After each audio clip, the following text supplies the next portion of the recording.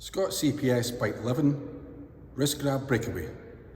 Hi, it's Alan here again from the Scottish Centre for Personal Safety. In our last bite-sized video, I told you about the cafe scenario and how it brought together all the previous videos that we've done. In this video, we're going to tell you how to escape from a wrist grab. But before we do that, I'd like to introduce you to my nemesis. Hello, I'm great Grandmaster Mick McNumpty. Everybody calls me Big Mick. I'm a 13th Dan black belt in several martial arts. And today I'm going to show you how to escape from a wrist grab using my martial arts skills. So if someone grabs your wrist, you can open your hand out, put a karate chop blade against their wrist, push down, you've got them in arm lock. It's as simple as that. Don't be a Big Mick. There's a big difference between martial arts and self-defense. Martial arts are all well and good. They do lots of good things for you. They can give you speed, agility, and it can keep you fit. And there is a certain element of defending yourself in there as well. But there's a lot of the moves that they teach are just a bit too flowery and maybe not work in the street. So what does work with a wrist grab? First of all, this is Vicky, one of our volunteers. We're just going to demonstrate a quick move here. So if I grab Vicky's wrist, the first thing is, if this was in a workplace, then we'd probably teach a wrist grab breakaway, which is what Big Mick was teaching a minute ago. If it's not the workplace, it's the street, then the last thing you probably want to think of is wrist grab breakaway, because you're more concerned about a punch coming in from the other side, because this is a controlling mechanism. I'm controlling her hand. So we're going to show you how to escape from that.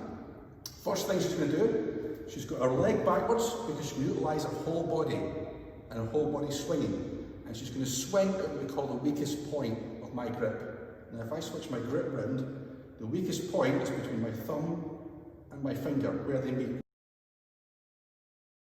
Because from there, something can always break out. If she pushes up, nothing's going to happen. Pushes that way, down, you can't break free. But you will get at the weakest point. So switching back to that position again, this is where I grabbed her. From the weakest point, she's going to make a fist first of all. She's going to hold on to her own fist with her hand, and she's going to swing her entire body out of the weakest point. And then back. And from there you can see straight away that she had me completely off guard. You heard the click of the fingers as my fingers snapped shut, meaning I was holding her quite tight. She swung back round again, but immediately she's in the defensive. If I went to move in, I'd have been struck in the face. So it's a really good technique to learn. And most importantly, you don't need strength. So if you're grabbed by the wrist, instinctively you will pull, try and use your strength to pull away. But if you keep your arm straight, put your other arm and use your full body and use your hips to turn away and back, that should get you out the grab safely. So we've already showed you what happens if he grabs you with his right hand. You're going to put your legs in the right position and pivot out using your whole body out through the weakest link. But what happens if he grabs you with his left hand? In this case, you're going to turn your legs round because you want to utilise your whole body in this pivot. You're looking for the weakest link, which again is here. Hold on to your fist and swing in the opposite direction, back. Now for those of you who are thinking, what happens if he grabs you in this position? Now the weakest link is actually facing up the way. So same again, grab your own wrist, or you can do it single-handed and pull up. If it's down away, the weakest link's down here, same thing, swing down. Each time, find the weakest link and break free. It's as simple as that.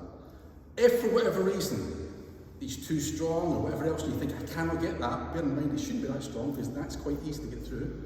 But if for whatever reason you can't, fall back to the T-zone that we learned you in bite 8. So in other words, you can strike anywhere in the T, the ears, the throat, wherever you want.